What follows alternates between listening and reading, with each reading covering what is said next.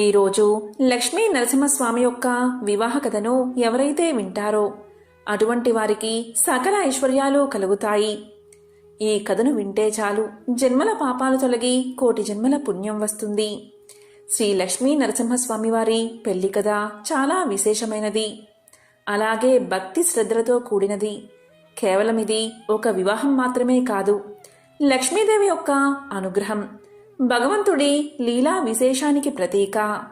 శ్రీ మహావిష్ణువు యొక్క దశావతారాలలో 4వది నరసింహావతారం. లక్ష్మీ నరసింహస్వామి భక్తుడైన ప్రహ్లాదుణ్ణి రక్షించడానికి, హిరణ్యకశ్యపుణ్ణి సంహరించడానికి స్తంభం నుంచి ఆవిర్భవించిన ఉగ్రరూపం నరసింహస్వామి. ఈ ఉగ్ర రూపాన్ని శాంతింపచేయడానికి, అలాగే సకల లోకాల శ్రేయస్సు కోసమే శ్రీ మహావిష్ణువు తన ప్రియ భార్య అయిన లక్ష్మీదేవిని చెంచు లక్ష్మి రూపంలో వివాహం చేసుకోవాల్సి వచ్చింది. ఈ కళ్యాణం అనేక పుణ్యక్షేత్రాలలో, ముఖ్యంగా మంగళగిరి, సింహాచలం, యాదాద్రి ఈ ప్రదేశాల్లో వైభవంగా జరుపుతారు. హిరణ్యకశ్యపుడు అనే రాక్షసుడు తన తపస్సుతో బ్రహ్మదేవుడి నుండి చావులేని వరాన్ని పొందాడు. ఆ వరం ఏమిటి అంటే, పగలు కానీ రాత్రి కానీ, ఇంట్లో కానీ బయట కానీ, ఆయుధంతో కానీ నరాయుధాలతో కానీ, మనిషితో కానీ మృగంతో కానీ, భూమిపై కానీ ఆకాశంలో కానీ తనకు మరణం లేకుండా వరాన్ని పొందుతాడు. ఈ వరంతో అతను లోకాలను పీడిస్తూ భగవంతుడి పూజలను నిషేధిస్తాడు. తన కుమారుడు ప్రహ్లాదుడు నిరంతరం విష్ణు భక్తుడు కావడంతో అతన్ని ఎన్నో విధాలుగా హింసిస్తాడు. చివరకు ప్రహ్లాదుడి భక్తిని పరీక్షించడానికి హిరణ్యకశ్యపుడు నీ విష్ణువు ఎక్కడ ఉన్నాడు అని అడిగి స్తంభంలో చూపించినప్పుడు భగవంతుడు నరసింహ నిజరూపంలో స్తంభం నుండి బయటకు వచ్చి, పగలు కాదు రాత్రి కాదు అంటే సంధ్యా సమయంలో, ఇంట్లో కాదు బయట కాదు అంటే ఇంటి గడప మీద, భూమిపై కాదు ఆకాశంలో కాదు అంటే తన తొడల మీద, ఆయుధంతో కాదు నిరాయుధుడుగా అంటే తన వాడి గోళ్లతో, సగం మనిషి సగం సింహం రూపంలో హిరణ్యకశ్యపుణ్ణి సంహరిస్తాడు ఆ భగవంతుడు. హిరణ్యకశ్యపుణ్ణి సంహరించిన తరువాత కూడా ఆ స్వామి యొక్క ఉగ్ర రూపం శాంతించదు. ఆయన క్రోధాగ్ని సకల లోకాలను దహిస్తున్నట్లు అనిపిస్తుంది దేవతలకు. దీంతో దేవతలు, ఋషులు అందరూ ఎంతో భయపడి ఆ ఉగ్ర రూపాన్ని శాంతింపచేయమని శ్రీ మహావిష్ణువును ప్రార్థించారు. అప్పుడు బ్రహ్మాది దేవతలంతా శ్రీ మహావిష్ణువు యొక్క ప్రియభార్య అయిన లక్ష్మీదేవిని ఆశ్రయిస్తారు. లక్ష్మీదేవి మాత్రమే ఆయన ఉగ్రత్వాన్ని తగ్గించగలదని వారు నమ్ముతారు. ఇక దేవతల ప్రార్థన మేరకు లోక కళ్యాణం కోసం శ్రీ మహావిష్ణువు యొక్క ఉగ్ర రూపాన్ని శాంతింప చేయడానికి లక్ష్మీదేవి భూలోకంలో చెంచులక్ష్మి రూపంలో అవతరిస్తుంది. కొన్ని పురాణాల ప్రకారం ధర్మదేవతగా కూడా చెప్తారు.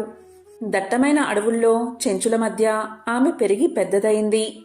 ప్రకృతికి దగ్గరగా స్వచ్ఛమైన మనస్సుతో ఆమె పెరిగి పెద్దదయింది.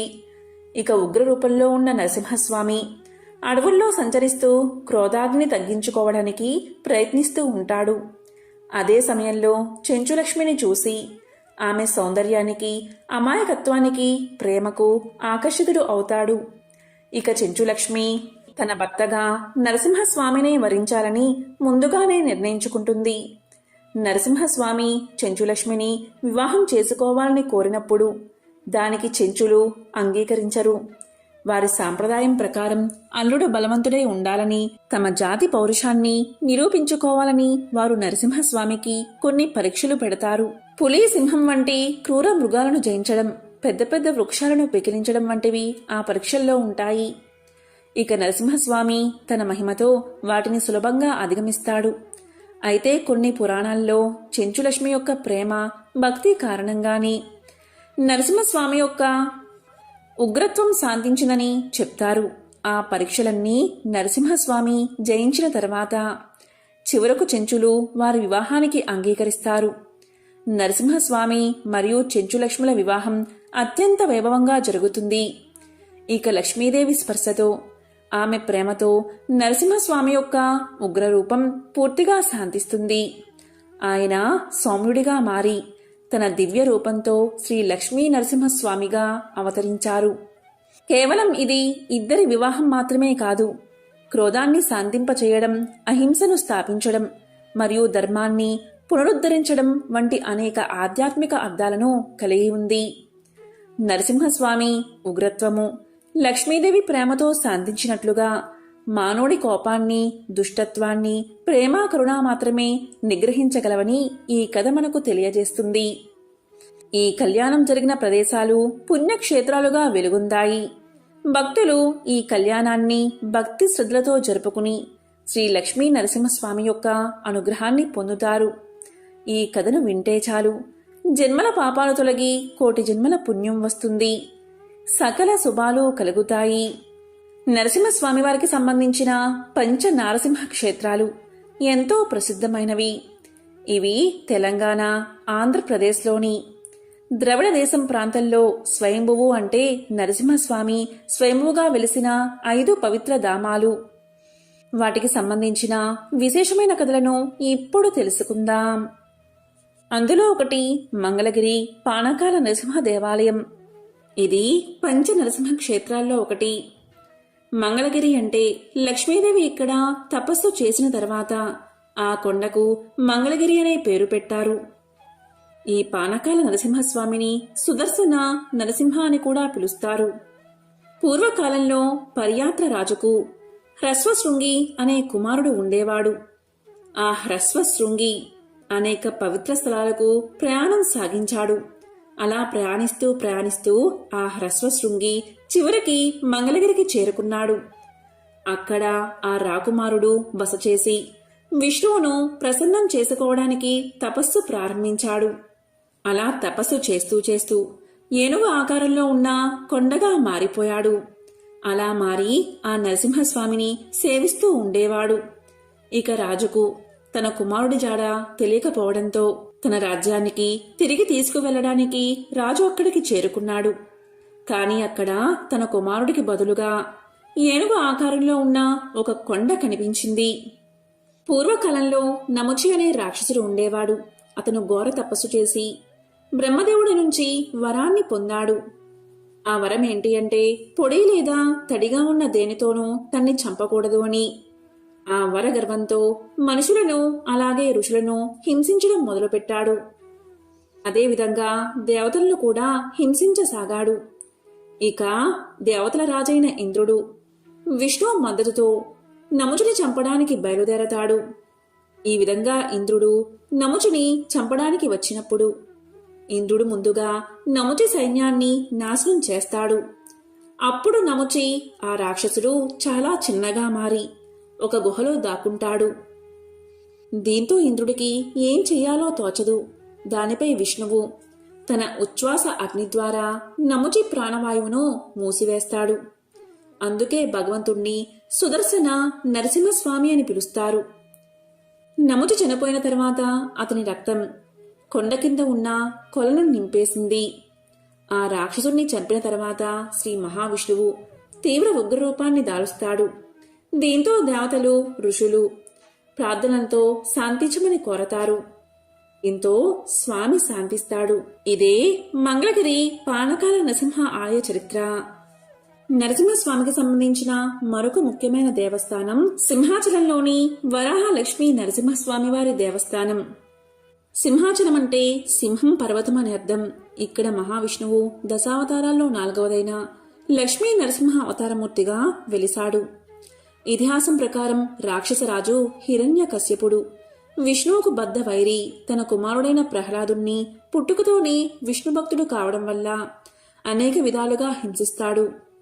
చివరికి చంపేందుకు కూడా ప్రయత్నిస్తాడు. కాని ప్రతిసారి ప్రహ్లాదుణ్ణి విష్ణుమూర్తి రక్షిస్తాడు. ఇక విసిగిన హిరణ్యకశ్యపుడు విష్ణువు సర్వవ్యాప్తమని చెబుతున్నావు కదా, ఏడి ఈ స్తంభంలో ఉన్నాడా చూపించు అని స్తంభాన్ని పగలగొట్టగా విష్ణువు నరసింహస్వామిగా స్తంభాన్ని చీల్చుకుని వచ్చి హిరణ్యకశ్యపుని సంహరించి ప్రహ్లాదుణ్ణి రక్షిస్తాడు. ఇక స్థల పురాణం ప్రకారం ప్రహ్లాదుడు ఇక్కడ మొట్టమొదటిగా వరాహ నరసింహస్వామి విగ్రహాన్ని ఆరాధిస్తాడు. ఆ తరువాతి కాలంలో చంద్రవంశానికి చెందిన పురూరవుడు అనే రాజు విమానం మీద వెళ్తూ ఉండగా స్థలానికి ఉన్న అత్యంత ప్రశస్తమైన శక్తి ప్రభావం వల్ల పురూరవుడి విమానం కిందకు ఆకర్షించబడుతుంది. అతడికి పుట్టలో కప్పబడి ఉన్న వరాహ నరసింహస్వామి కనిపిస్తాడు. ఆ విగ్రహాన్ని సంవత్సరకాలం పాటు చందనంతో కప్పి ఉంచి వైశాఖ శుద్ధ తదియ రోజు మాత్రమే చందనం లేకుండా నిజరూప దర్శనం కలిగేటట్లు చేయమని ఆకాశవాణి పురూరవుడికి చెబుతుంది. ఇక ఆకాశవాణి పలికిన పలుకుల మేరకు పురూరవుడు వరాహ నరసింహస్వామికి దేవాలయాన్ని నిర్మించాడు. ఆ సంప్రదాయం ఇప్పటికీ పాటించబడుతుంది. స్వామిలోని వేడిని చల్లార్చడానికి చందనంతో పూతపూస్తూ ఉంటారు. వరాహం నరుడు, సింహం రూపాలు కలిగిన ఈ నరసింహుడి అవతార నిజరూపం. వరహం తల, సింహం తోక కలిగిన మనిషి శరీరంతో ఉంటుంది. మిగిలిన సమయంలో చందనం కప్పబడి లింగాకృతిలో స్వామివారి నిత్యరూపం ఉంటుంది. ఇక మరొక పుణ్యక్షేత్రం శ్రీ లక్ష్మీ నరసింహస్వామి అంతర్వేది. తూర్పుగోదావరి జిల్లాలో ఉన్న మరో పుణ్యక్షేత్రం ఈ అంతర్వేది 3 పాయలుగా చిరిన గోదావరి నది పాయ వశిష్ఠ గోదావరి అంతర్వేదిలో వద్ద బంగాళాఖాతంలో సంగమిస్తుంది. లక్ష్మీ నరసింహస్వామి పుణ్యతీర్థం, భక్తుల కోరికలు తీర్చే పుణ్యక్షేత్రం. పురాణాల్లో కూడా దీని ప్రస్తావన ఉంది. అతి ప్రాచీన ఆలయమిది. ఇక్కడ నరసింహస్వామి లక్ష్మీ సమేతుడై కొలువు తీరాడు. ఇక స్థల పురాణం ప్రకారం సూత మహాముని అంతర్వేది గురించి సౌనకాది మహర్షులకు చెప్పినట్లు తెలుస్తుంది. ఒకసారి బ్రహ్మ రుద్రయాగం చెయ్యాలని సంకల్పించి యాగానికి వేదికగా ఈ ప్రదేశాన్ని ఎన్నుకుని శివలింగాన్ని ప్రతిష్ఠిస్తాడు. అందుకే ఈ ప్రదేశానికి అంతర్వేది అనే పేరు వచ్చిందని చెబుతారు. వశిష్ఠ మహర్షి ఇక్కడ యాగం చేసిన కారణంగా ఇది అంతర్వేదిగా ప్రసిద్ధి చెందింది. హిరణ్యాక్షుని కుమారుడైన రక్తావలోచనుడు అనే రాక్షసుడు ఈ వశిష్ఠ గోదావరి ఒడ్డున అనేక సంవత్సరాలు తపస్సు చేసి శివుడి నుంచి వరాన్ని కోరతాడు. రక్తావలోచనుని శరీరం నుంచి పడిన రక్తపు బిందువులు ఇసుక రేణువుల మీద పడితే ఆ ఇసుక రేణువుల నుంచి బలవంతులైన రక్తావలోచనులు ఉద్భవించాలి అని వరాన్ని పొందుతాడు. ఇక ఆ వరగర్వంతో యజ్ఞయాగాలు చేసే బ్రాహ్మణులను, గోవులను హింసించేవాడు. ఒకసారి విశ్వామిత్రుడికి వశిష్ఠుడికి జరిగిన సమరంలో రక్తావలోచనుడు విశ్వామిత్రుడి ఆజ్ఞపై వచ్చి బీభత్సం సృష్టించి వశిష్ఠుడి 9 పుత్రులను సంహరిస్తాడు. ఇక వశిష్ఠ మహర్షి శ్రీ మహావిష్ణువును ప్రార్థించగా విష్ణుమూర్తి లక్ష్మీ సమేతుడై నరహరి అవతారంతో రక్తలోచనుణ్ణి సంహరించడానికి వస్తాడు. నరహరి ప్రయోగించిన సుదర్శన చక్రంతో రక్తావలోచనుడి శరీరం నుంచి రక్తం పడిన ఇసుక రేణువుల నుంచి వేలాది మంది రాక్షసులు జన్మిస్తారు. ఇక నరసింహుడు ఈ విషయాన్ని గ్రహించి తన మాయాశక్తిని ఉపయోగించి రక్తావలోచనుడి శరీరం నుంచి పారిన రక్తమంతా నేలపై పడకుండా చేస్తాడు. అది రక్తకుల్య అనే నదిలోకి ప్రవహించేటట్లు చేసి రక్తావలోచనుడిపై సుదర్శన చక్రాన్ని ప్రయోగించి సంహరిస్తాడు. ఈ రాక్షస సంహారం తర్వాత వశిష్ఠుడి కోరికపై నరహరి ఇక్కడ లక్ష్మీ నరసింహస్వామిగా వెలిశాడు. ఈ రక్తకుల్యలోని శ్రీ మహావిష్ణువు తన చక్రాయుధాన్ని శుభ్రపరుచుకున్నాడని పురాణాలు చెబుతున్నాయి. ఈ రక్తకుల్యలో పవిత్ర స్నానం చేస్తే సర్వపాపాలు హరిస్తాయని చెబుతారు.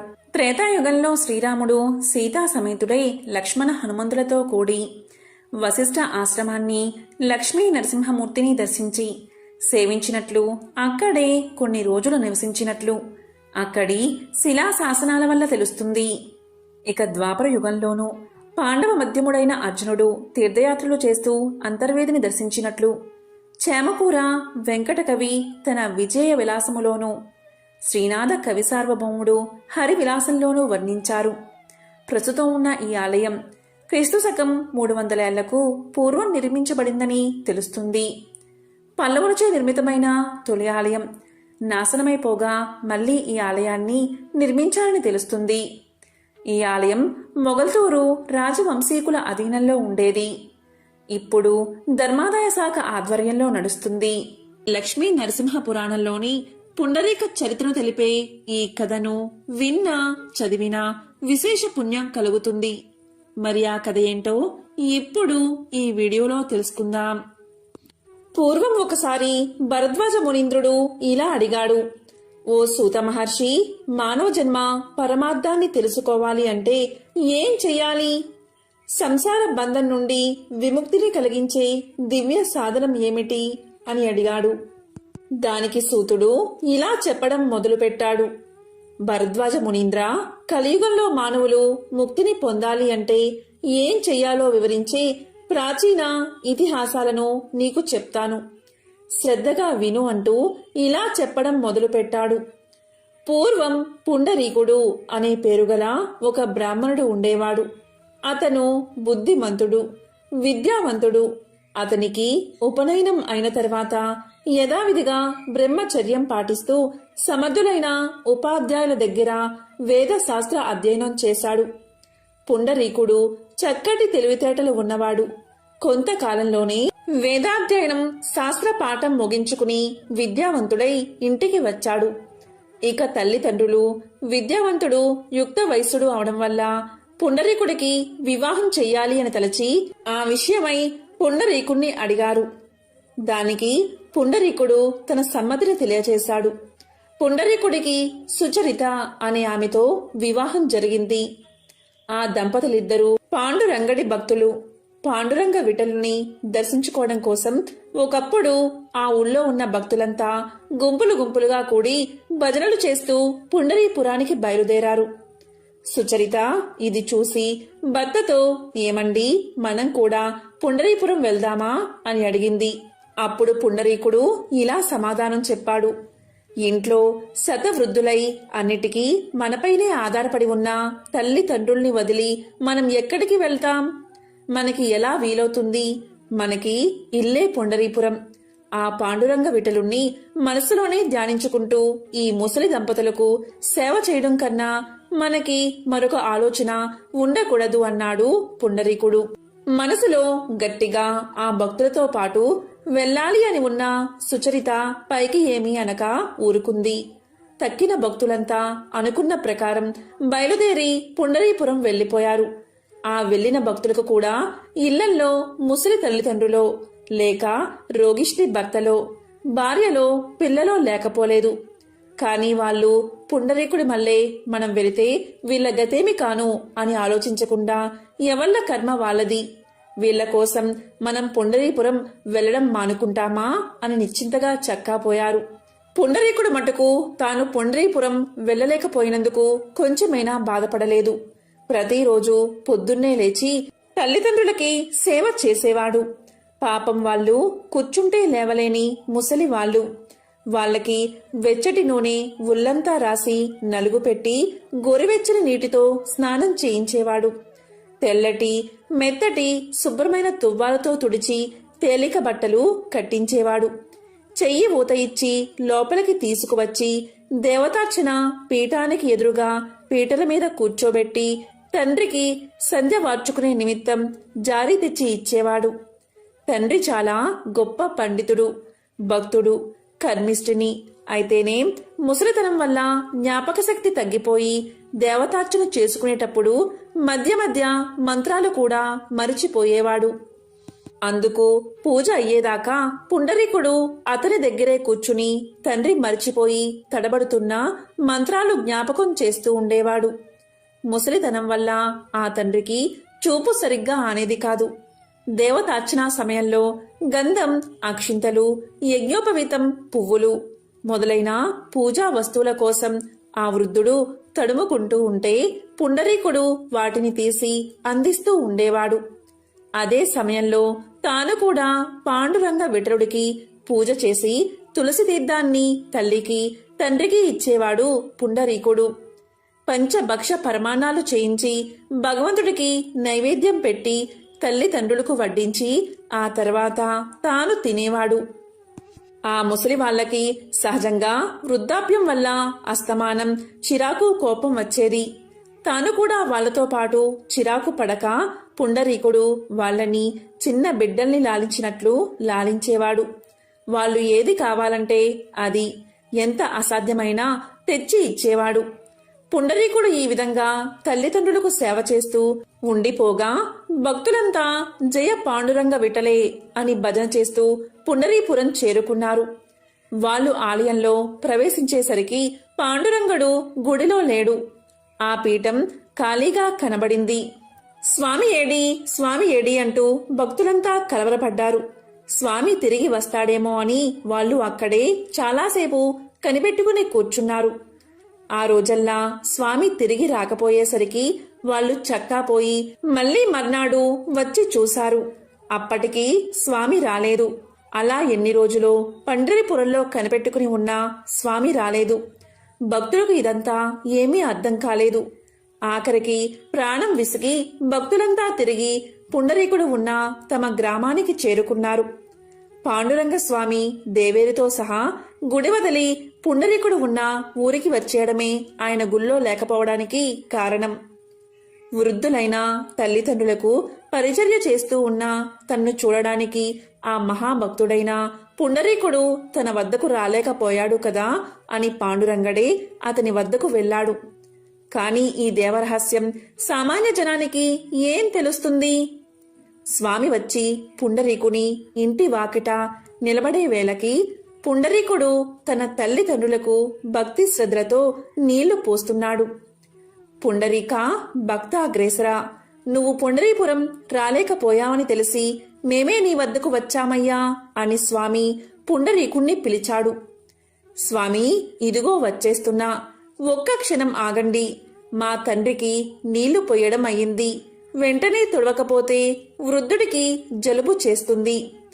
తుడిచేసి లోపలకు తీసుకొచ్చి కూర్చోబెట్టి నీ దర్శనానికి వస్తా అన్నాడు పుండరీకుడు. ఆ మాటలు విన్న సుచరిత ఆశ్చర్యపోయింది. భగవంతుడు దేవేరితో సహా వచ్చి వాకిట నిలబడితే ఎదురు రాక వస్తా, అలాగే నిలబడి ఉండు అనవచ్చా? స్వామికేం కోపం వస్తుందో అని ఆమె భయపడిపోయింది. కాని శాంతమూర్తి అయిన స్వామికి కొంచెం కూడా కోపం రాలేదు. వచ్చి వాకిట పడికట్టు మీద నిలబడ్డవాడు అలాగే నిల్చుండిపోయాడు. మరికొంతసేపటికి పుండరీకుడు తల్లిదండ్రుల్ని లోపలికి తీసుకువెళ్లి ఉతికి ఉంచిన బట్టలు కట్టించి దేవతార్చన పీఠానికి ముందు పీటలపై కూర్చోబెట్టి జారి దగ్గర పెట్టి ఒక్క క్షణంలో వస్తానని తల్లిదండ్రుల అనుమతి తీసుకుని అప్పుడు పాండురంగ స్వామికి స్వాగతం ఇవ్వడానికి బయటకు వచ్చాడు. పిలవగానే వెళ్ళక ఇంత ఆలస్యం చేయడం, పైగా పని చూసుకువచ్చే వరకు ఉండమనడం ఎంత పొరపాటు! అందులోనూ కేవలం స్వామితోనా ఇటువంటి జవాబు చెప్పడం?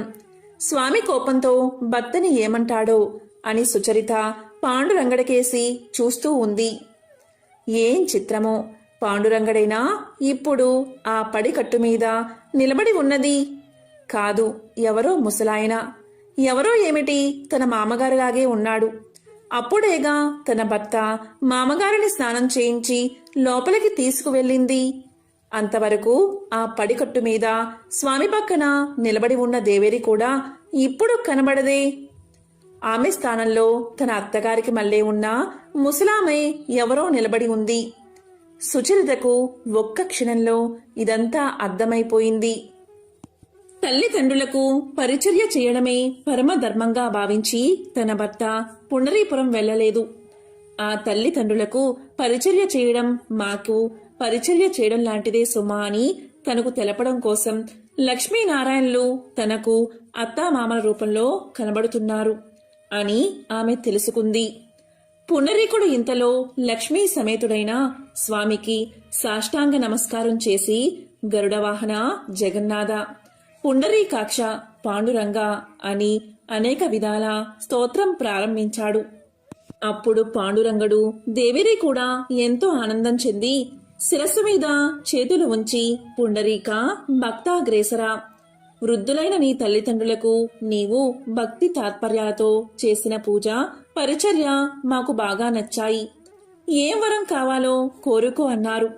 అప్పుడు పుండరీకుడు, స్వామి, నాకు, నా భార్యకు, అలాగే నా తల్లిదండ్రులకు నీ దర్శనం కోసం మేము పుండరీపురం రాలేము.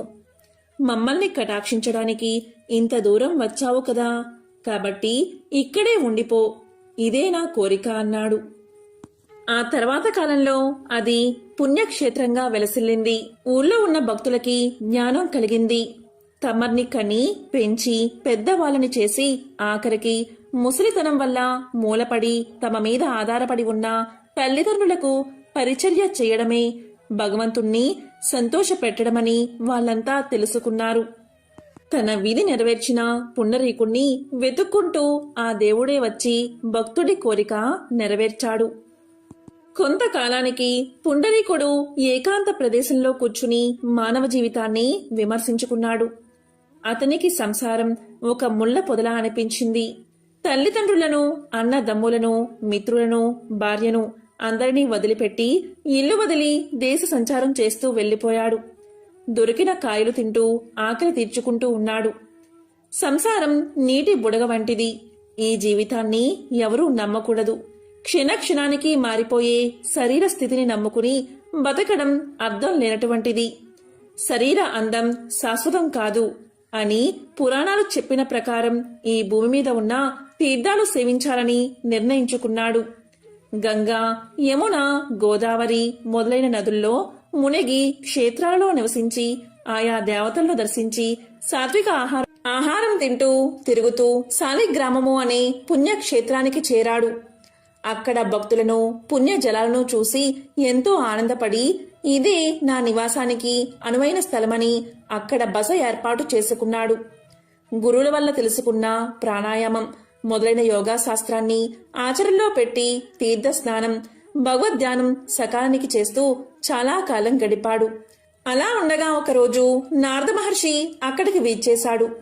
పుండరీకుడు నారదుడి దివ్య రూపాన్ని చూసి ఆశ్చర్యంతో స్వాగతం చెప్పి తన పర్ణశాలకు తీసుకువెళ్లాడు.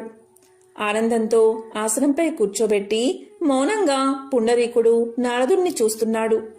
మహాత్మా, మీరు ఎవరు? నన్ను తరింప చేయడానికి ఈ రూపంలో వచ్చిన శ్రీమన్నారాయణుడు అనుకుంటున్నాను అని పలకగానే నారదుడు ఇలా అన్నాడు. నన్నందరూ నారదుడు అంటారు. నేను నిన్ను చూద్దామని ఇక్కడికి వచ్చాను.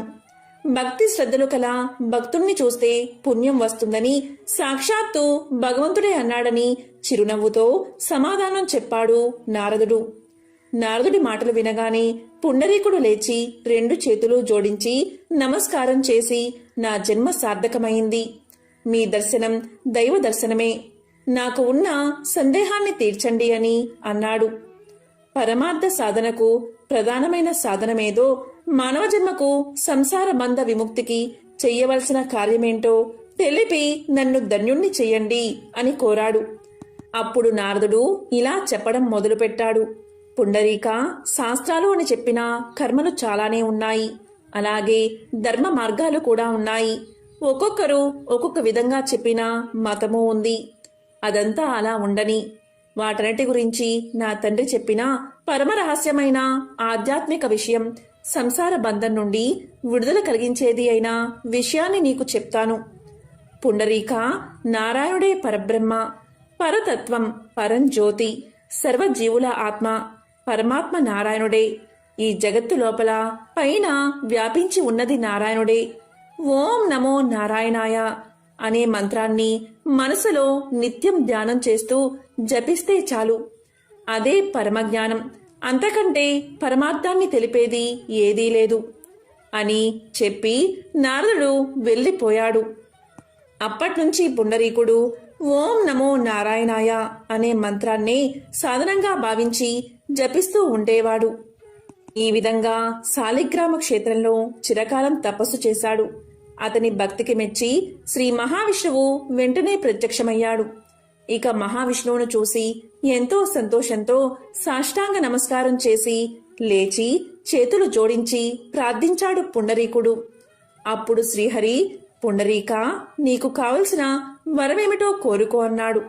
దానికి పుండరీకుడు, ప్రభూ, ఏం కోరాలో నాకు తెలియదు. నువ్వేమిచ్చినా నాకు సంతోషమే అన్నాడు. అప్పుడు శ్రీహరి చిరునవ్వు నవ్వి, సరే ఇలారా, ఈ గరుడ వాహనంపై నా వెనుక కూర్చో, నాతో వైకుంఠానికి రా, నా రూపం ధరించి నిత్యము నా వెనకాలే ఉండు అని చెయ్యి పట్టుకుని వాహనం మీద తీసుకున్నాడు. ఆ సమయంలో దేవ దుందుబులు మోగాయి. దేవతలు జయ జయ శబ్దంతో పుష్పవర్షం కురిపించారు. ఆ విధంగా పుండరీకుడు శ్రీహరితో కలిసి వైకుంఠానికి చేరుకున్నాడు అని సూతుడు భరద్వాజ మునికి తెలియచేశాడు. కాబట్టి భరద్వాజ శ్రీ మహావిష్ణువుని కీర్తించడం వల్ల కలియుగంలో మానవులకు ముక్తి లభిస్తుంది. ఇదే మోక్షప్రదం, బ్రతికి ఉన్నంతకాలం సుఖాన్ని కలిగిస్తుంది అని సూతుడు చెప్పాడు. ఇది విన్న భరద్వాజ మహాముని ఎంతో సంతోషంతో, సూత మహర్షి, ఎంతో పరమార్థాన్ని నాకు వివరించావు, నేను ధన్యుణ్ణి అయ్యాను అని ఎంతో సంతోషించాడు. ఎంతో విశేషమైన పవిత్రమైన స్వామికి సంబంధించిన ఈ కథలను విన్నా, చదివినా, చెప్పినా, వినిపించినా జన్మల దోషాలు తొలగిపోతాయి. కోటి జన్మల మహాపుణ్యం మీకు కలుగుతుంది. సకల శుభాలు కలుగుతాయి. ఓం నమో నారాయణాయ. ఓం నమః శివాయ.